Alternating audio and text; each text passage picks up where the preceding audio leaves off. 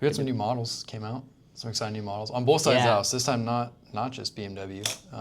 But BMW's probably the most talked about one recently. I would say that's made a lot of headlines with all the auto news. Handschalter. Which is German for manual. Essentially, where this car was born from was a bunch of enthusiasts on the internet like yourself, on the blogs, talking about a manual M3, and they made it happen. And it's strictly for the United States market. That's it. It speaks volume to like how much we as the United States carry a say in like production for BMW. That was huge, especially when they made it exclusively for the North American region.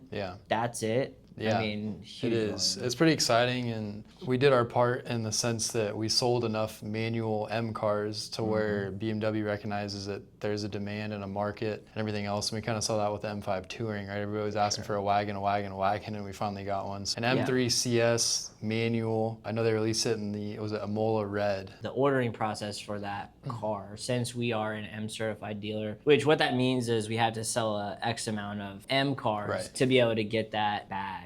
And we're in the M Power Room, so we definitely got 2, not 1, like every other dealership. Since we're certified M dealer, we got 2. So you have Imola Red, Techno Violet, and Isle of Man Green. Oh, I forgot Black Sapphire. They have you choose like a second best option for color because they can't all be red. Like they're like, we can't have them all be. Well, that was going to be my question: is what do you think everybody's going to order? You think it's going to be red? Yeah. Like and that's why they did this ordering guide where they have your second option, and it's full transparency with it doesn't matter which one you put first, you have a second option. So when we were talking to our rep, everybody's going to want to do red.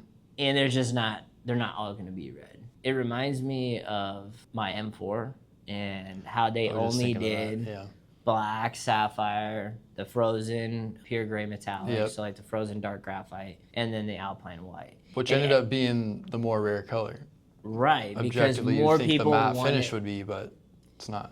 And the matte finish is cool. Right. I love the matte finish. I think it looks great, but at the end of the day, I'm too OCD with my cars to get a rock chip on that matte finish. You'd have to repaint the whole car. That satin finish is just, it's tough. Yeah. So we did, rumor has we had 1 or 2 available. Sounds like they're spoken for already. Yeah, so far. But, life happens, things happen. So, not the worst thing that they're sold already, right? Now for somebody looking for one, we're always willing to look and ask for favor, right? But it sounds like it's going to be a pretty limited run vehicle.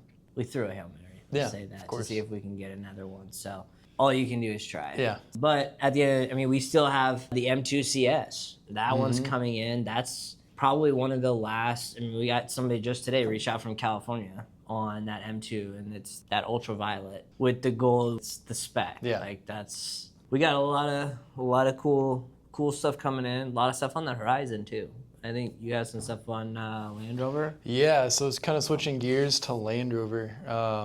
Just came out here recently, the Range Rover SV Ultra. So not only do you have the SV line, now you're gonna have an SV Ultra, which I had pulled up here. If you look at it, they define it, they being Range Rover defines it as the pinnacle of Range Rover luxury and technology. So how they kind of break that down. The new Range Rover SV Ultra is the pinnacle of Range Rover luxury and distinction, elegantly blending elevated finishes with world-first audio technology. So one of those things is pretty cool. It's called something called ultrasonic sound. So as they define it here, a world-first. It transforms the cabin into a concert hall and placing you at the heart of the performance, and is offered exclusively as an option across all SV models, including the SV Ultra, complemented by the body and soul seats, which I think you and I had a chance to experience. Was that the Octa? Was that the? Yeah, the Octa. That was the body Octa. and soul seat's awesome, right? And if you haven't got a chance to experience it, highly recommend it, right?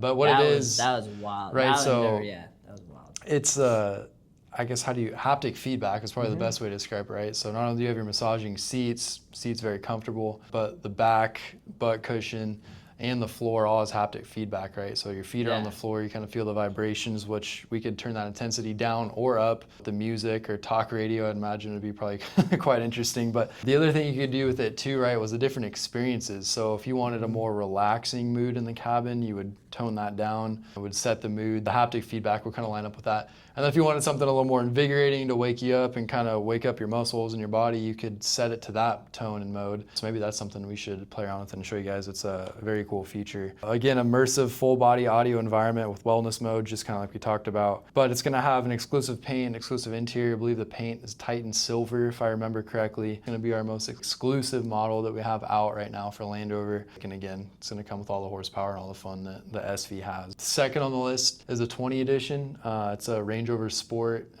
It's kind of like is that got the 4.4 V8 in it? Yeah, yeah. BMW's engines in both of those cars. Interesting point, interesting point. Strong like bull. We don't talk about that though.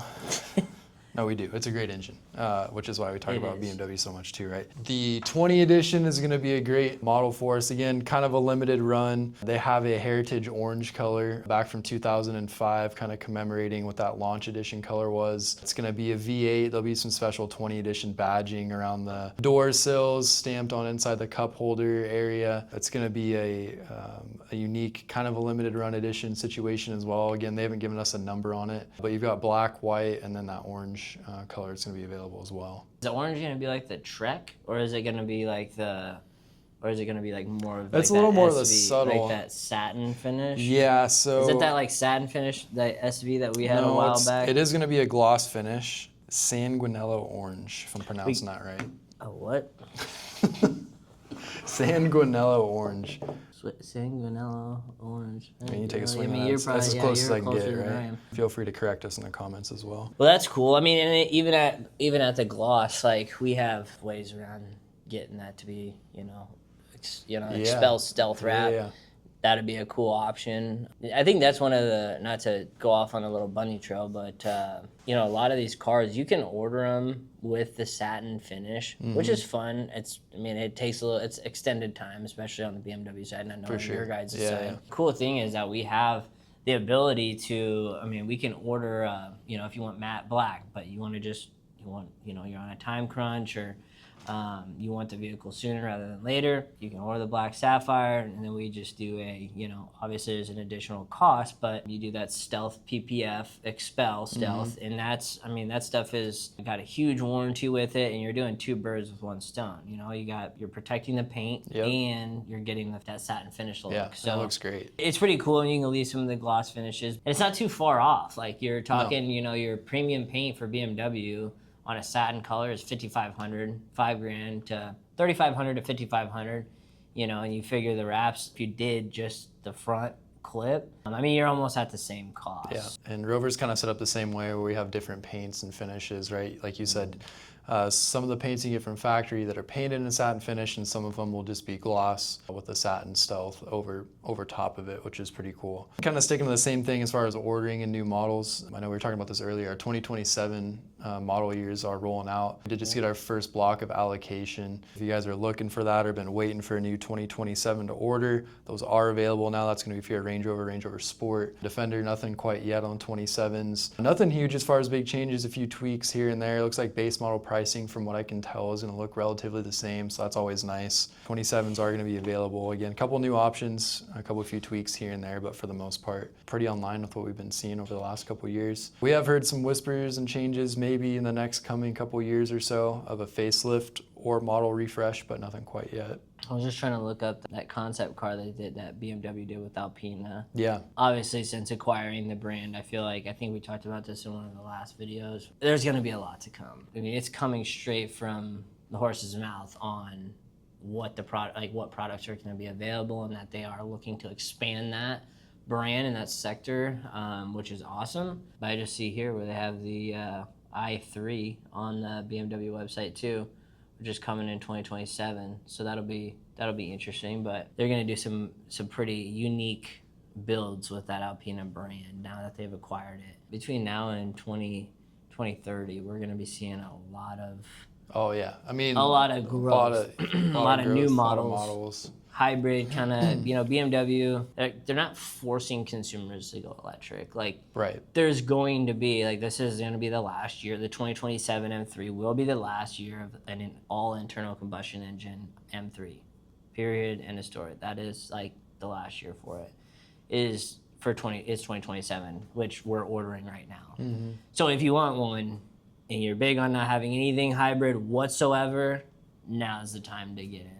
And now is the time to order one. But yeah, they're definitely going to be giving the consumer options. So you're going to have, you know, levels of the X5 with the hybrid, and then probably an all electric, and then they have the internal combustion where it just has a 48 volt mild hybrid system that doesn't need to be plugged in. So really just on every series, the X series and the sedans, giving people options, which will be from a lot of market research and data that they collect based on what they think, which ones that could use a plug-in hybrid. I know it was a big talk of the X7s for a while. I think we're getting close, but that X7 is already pretty big, so Yeah. with the Gen 6 battery, it'll be interesting to see. BMW has really been kind of on the front edge of the luxury market. They're selling more cars than ever sold before. They're selling more M cars than they've ever sold before.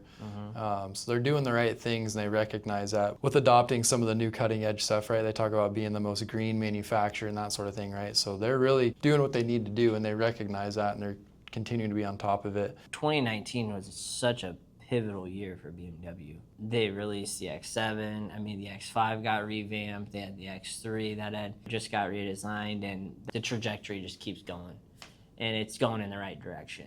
And that's by not us talking about it, it's about them putting out a good product, which has been ranking at the top of Consumer Reports the last 3-4 years in a row. Amongst all the other luxury brands or in the car world, they're doing the best. I mean, they are. They're putting out a good product. And there's a lot more. That's the crazy thing. It's like, what more could there be? It's hard sometimes. I sit back and I'm like, well, how could they do it better? And they always find a way.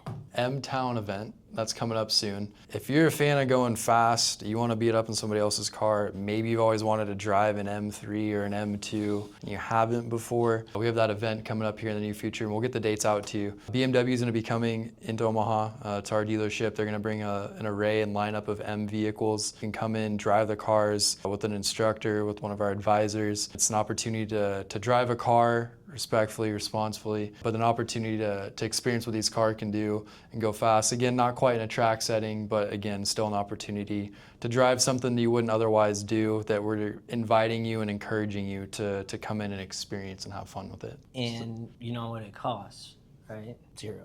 To me, it's free. That's something where if you're an enthusiast, even if you're not, if you're just, I mean, you want to come check out and see what some of these, you know, M cars are made of, just from an in-person feel and experience. Like I said, it's going to be all responsible. We don't have a closed road course or anything like that. But you get to go take it out and drive and experience it. And that's not too often that, you know, a brand will just bring in a lot of absolutely just top of the line performance. It's fun. Cars. It's cool. Yeah, it is. It's super fun, and just allow you to, you know, you'll have to be 25 years old, but still gonna be a blast. Yeah, I think that's one of the coolest things about our brands, really in general, is people who haven't been in them or got to experience them before, just seeing it firsthand and how excited they are, and get out a grin and a smile on their face, and you know, just feel like a little kid in a candy store almost. But we had a good turnout last year. I believe we're gonna have a DJ, right? So it's a good time. So if you're a repeat client of ours, we'd love to see you and just come hang out, check out the cars. Coolest thing is, you know, you don't have to worry about it's not your cars, it's not our cars. Yes, exactly. It's BMW's cars, so had a little fun with them. But there's a lot of exciting news coming out. You know, we just had our couple trainings on the iX3. That car looks totally just like the M2. Looks totally different on those pictures than the computer generated images. It's crazy. I think a lot of people are gonna be surprised. I think so. Like I mean, in a positive way too. I mean, obviously, but the car's gonna do really well, and I just can't wait to have one to actually see in person, touch it, drive it. I can't wait to see how that new integrated heads-up display works. That's gonna be cool. It'll take some learning and education, but a couple other things we've got lined up. Again, we've got another mini event coming up. We'll talk about that soon.